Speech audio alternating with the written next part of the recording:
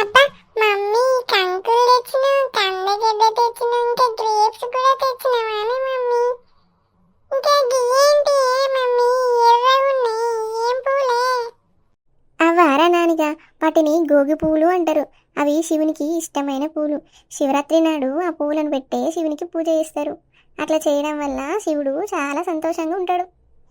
ఆ పూలను పెట్టి పూజించి జాగారం చేయడం వల్ల దేవుడు మనకు మంచి వరాలను ఇస్తాడు.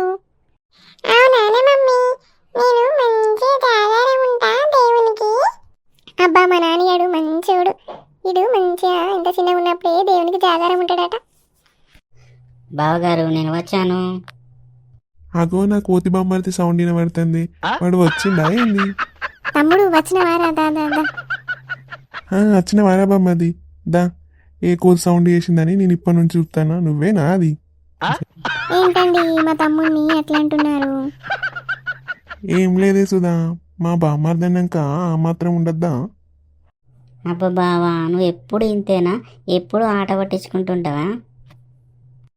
అబ్బా మామయ్య వచ్చినావా? నువ్వు ఇప్పుడు మా ఇంటికి ఎందుకు వచ్చినావు మామయ్య? అబ్బగాడిది అట్లాంటనవేంద్రా మామయ్యను? ఇంటికి వచ్చిన మామయ్యను గట్లంట వారా నానిగా? నేనే రమ్మన్నా పండక్కి, అందుకే మామయ్య వచ్చిండు. ఏ అంటే ఏమైతుంది తీయరా అదే. ఆయనకేం తెలుసు?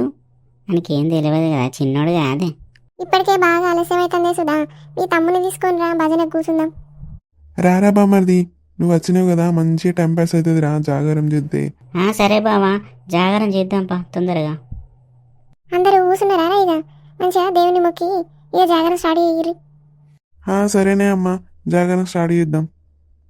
ఒక మంచి శివుని పాట వాడు బామ్మర్ది. సరే బావా, పాడతా. అల్లుడు, మనం పాట పాడుతున్నాం. ఇప్పుడు నువ్వు నాతో పాటుగా వాడు. సరే మామ, అయితే మామయ్యని నువ్వు మా ఇంటికి ఎందుకు వచ్చినావు? చీని అవ్వ మళ్ళా మొదలు పెట్టిండే ఈడు. ఓ అక్క, నేను పోతానని ఇక మా ఇంటికి పోతా నేను. అక్క చూడే అక్క, బావ కూడా నవ్వుతాండే. ఇక నేను పోతా, నాకు ఉండబుద్ధి అవుతలేదు ఇక. చీని అవ్వ. ఏ ఊకోరా తమ్ముడా, ఆడు గట్లనే అంటాడు.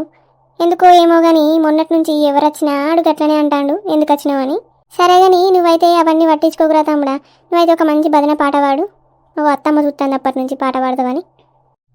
సరేనే అక్క, ఇక నా అల్లుడేగా అన్నది, ఏమన్నా పడవడే ఉంటుంది ఇక.